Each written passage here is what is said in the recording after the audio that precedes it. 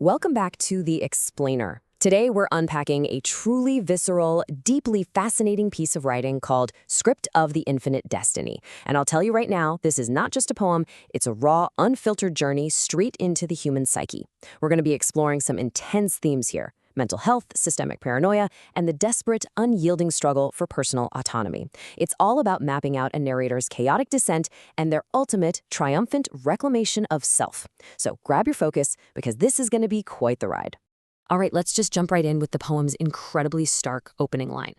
It immediately hooks us into the central contradiction of the entire piece, this massive clash between human agency and a higher, controlling power. The narrator insists they made a conscious, grounded choice to simply work hard. But almost instantly, that agency is snatched away by the realization that their destiny was already being authored by God. From the very first breath of this text, we are thrown into a world where the narrator is fighting tooth and nail just to hold the pen to their own life story. So moving into Section 1, the conflict of control. This is all about the battle for autonomy. We've got this perfect thematic juxtaposition right at the core of the poem. On one hand, you have the narrator's desperate, repeated assertion, I was writing my script, I was writing my destiny. They want that self-determination so badly. But on the flip side, we see what they believe is actually happening. Unseen, powerful forces are actively reverse-framing that script. It's like this terrifying psychological tug-of-war where every single action the narrator takes gets twisted or completely overwritten by an outside entity. And who exactly is doing this rewriting? Well, the text introduces us to a very specific antagonist, the forensic behaviorist. Now keep in mind, we aren't talking about a literal, real-world medical professional here. We have to look at this exactly how the narrator perceives it, as a terrifying, trained agent of systemic programming. Guided by this mysterious smart leader, the behaviorist supposedly uses codes to systematically dismantle the narrator's life. It takes a figure you'd normally associate with help and turns them into a sinister architect of control. You can actually map out this perceived descent step by step. Notice how it starts off so normal, just making a choice to work hard. But then, it spirals completely out of control. The narrator claims that despite loving method acting, they were forcefully handed a script of a maniac. That snowballs into being treated by psychiatrists, which they view as a twisted game to induce schizophrenia. And ultimately, it all leads to being subjected to terrifying nocturnal programming. It is a straight linear progression of losing your own narrative. Which brings us to Section 2, the institutional game. Let's talk about systemic paranoia. The most crucial thing to grasp here is just how expansive this conspiracy feels to the narrator. It's massive. It starts in the medical field, sure, but then it bleeds straight into the courtroom, where lawyers and a judge deal them severe blows. It even takes on a geopolitical scale. The narrator actually claims America was blocking rewards while Indians played the game. And finally, even the supposedly safe haven of academia is breached. A professor is unmasked as an inspector in hiding. To our narrator, literally everyone, everywhere is observing them without an ounce of shame. And that brings up a phrase they repeat constantly: Dr. Games. We really have to understand that for this narrator, treatment is absolutely not healing. It is an elaborate, coded trap. When they say Dr. Games are just codes, they're expressing this deep-seated belief that every medical or institutional intervention is just a malicious tool. From a psychological standpoint, this actually makes a lot of sense. Externalizing overwhelming stress into persecutors is a known way the human mind tries to create structure out of profound internal chaos. In this case, they've built a whole script of persecution designed to permanently brand them as a mental patient. And this psychological invasion, it doesn't stop when the sun goes down. Actually, it gets way worse. Every night, they programmed me, negative suggestion and scripts of crime. Just before I wake up, they gave a suggestion to respond. Just think about the inescapable, round-the-clock horror of that mental invasion. There is zero sanctuary for this person, not even in sleep.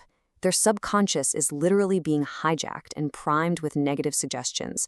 Also, their waking responses play perfectly into the hands of their persecutors. All right, let's head into Section 3, the parade of doctors and the internal chaos that follows. Right in the middle of all this control, we get a completely fascinating pivot. The text reads, Sin and Death. That's the film I'm making, in my mind, in my dreams. This is a huge shift. For just a moment, our protagonist goes from being a passive victim whose life is being written for them to an active creator within their own dreamscape. Even if the film is incredibly dark, focusing on sin and death, They're finally the director of this mental cinema. And within that mental film, we meet this chaotic, rapid-fire succession of personas. You have Dr. Informer becoming the sinner, Dr. Obsession turning into sensation, Dr. Controller as a patriot whose songs are rejected, Dr. Reward going totally psycho, and Dr. Investigator becoming a criminal. These doctors most likely represent fragmented societal judgments, or maybe they're just broken, projected pieces of the narrator's own fractured psyche. It's a brilliant, dizzying mashup of the medical system and pure theater. Yet here's the tragedy of it. Despite being the director of this mind film, the narrator is still fundamentally trapped. Because I never knew how to react, I just observed, and they played the game. This really highlights how profoundly isolated and paralyzed they feel amidst all this judgment. They are so overwhelmed by the sheer volume of manipulation and observation that they literally can't mount a defense. They're reduced to being a frozen spectator in their own life. To survive this, they cling to a mantra. But I was writing my script, I was writing my destiny, Dr. Games are just codes. This stanza just repeats over and over in the text. It functions as a cyclical anchor. By physically reciting this chorus, the narrator is desperately trying to ground themselves against all that spinning madness. It shows us the looping mental state they're trapped in, fiercely guarding whatever tiny shred of autonomy they have left right before the climax. And that brings us to our final act, Section 4, Becoming Infinity and Finding Spiritual Reclamation. We see this amazing three-step journey from suffering to ultimate release. First, the narrator just stops fighting the external forces. They surrender and say, I accept my destiny. In that exact moment, the whole paradigm shifts. Second, instead of being controlled by that smart leader, they are touched by the divine. God baptized me with rain from heavens.